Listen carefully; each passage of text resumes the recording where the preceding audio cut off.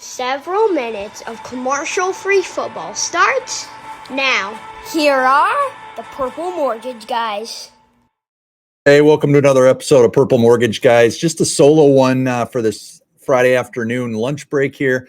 I wanted to throw out a few things. It's been a little bit here since we've talked about Vikings postseason aspirations, the start, Kirk Cousins, all of the rumors going around about him being traded, and thought I'd just throw a few things out there and try to put it on video here. So Goose Tanner, myself, should be back here this weekend. Had a few things going on outside of football that did take priority, so apologize for that. But I wanted to jump right into it, and that is the rumors of Kirk Cousins being traded and how everyone seems to overlook the fact on the national media anyway of the fact that Kirk really can control and decide what he wants to do. And to think that he is likely to want to go play for the New York Jets, heard yesterday the Washington Commanders, some of these other teams. So you got to put yourself in Kirk's shoes.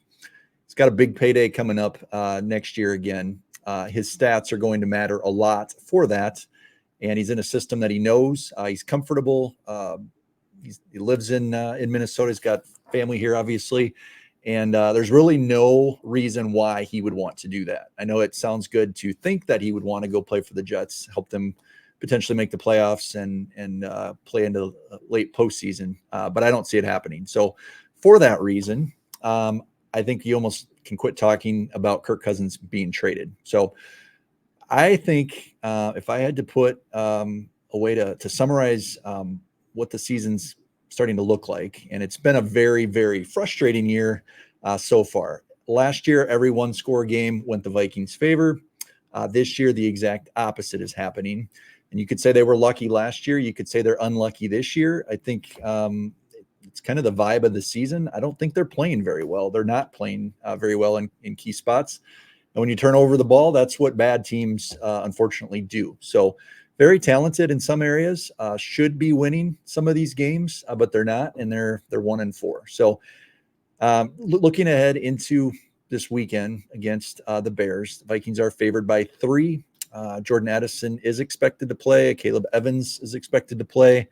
I believe the only one that's questionable is Kene Nwangwu and off of IR. So no Justin Jefferson, but it's the same story week in and week out, and that is turnovers are a killer. So if you tell me we don't turn the ball over, I would say there's a very small chance that the Vikings don't win on Sunday. If you tell me they turn it over twice, probably more of the same. So unfortunately, I don't think it comes down to Jefferson playing or not playing, which we know he's out for a while. I don't think it comes down to Kirk being the guy going forward or being traded or rumors around being traded.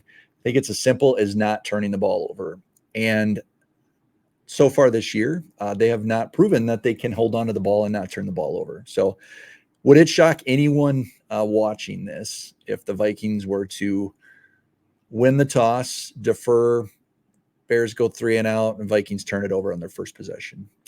Vikings receive the kick, turn it over on their first possession. That would not surprise anyone, and it should, because statistically, that is an amazing stat for them to be having so many. It almost seems like you can't write this stuff.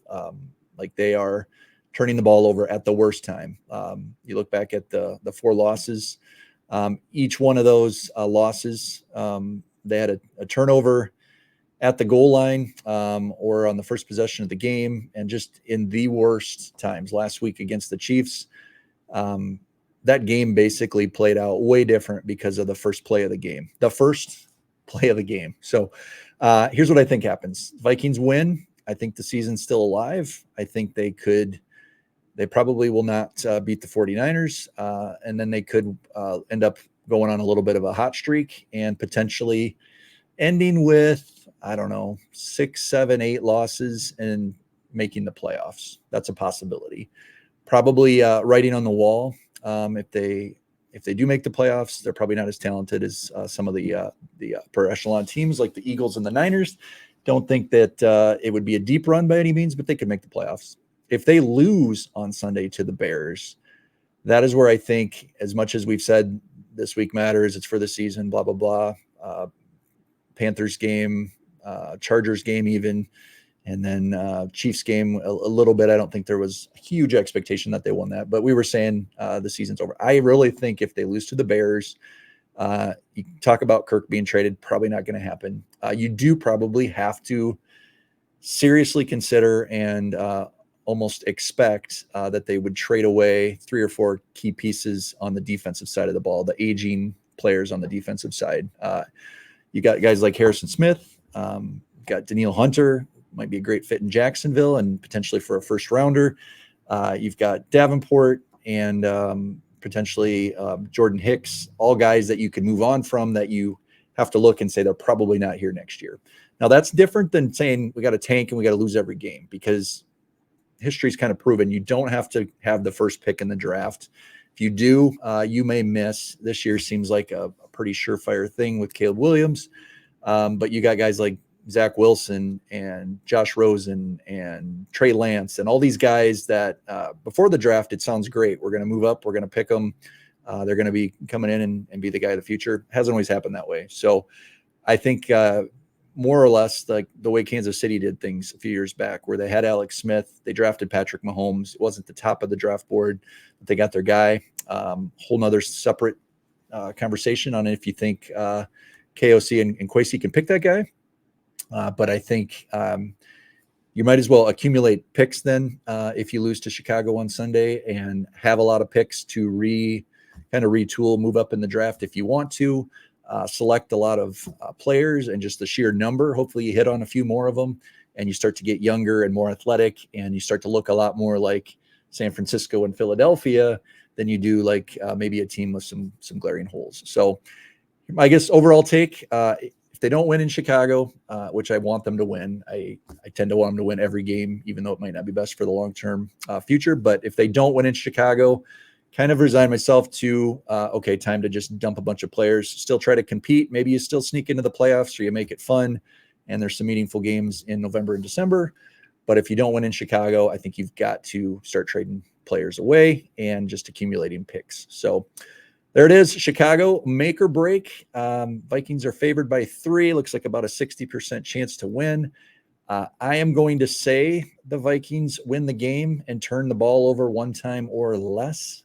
If they turn it over twice or more, I don't think it's happening. I think you're staring then at 1-5, and it is a complete train wreck from the 13-4 season last year to the 1-5 start this year. So beat the Bears, keep it going, lose to the Bears, trade away some assets, and start thinking long-term while still trying to win games with the remaining players who would happen to be a little bit younger, and get a good glimpse into what 2024 will look like. So there you have it.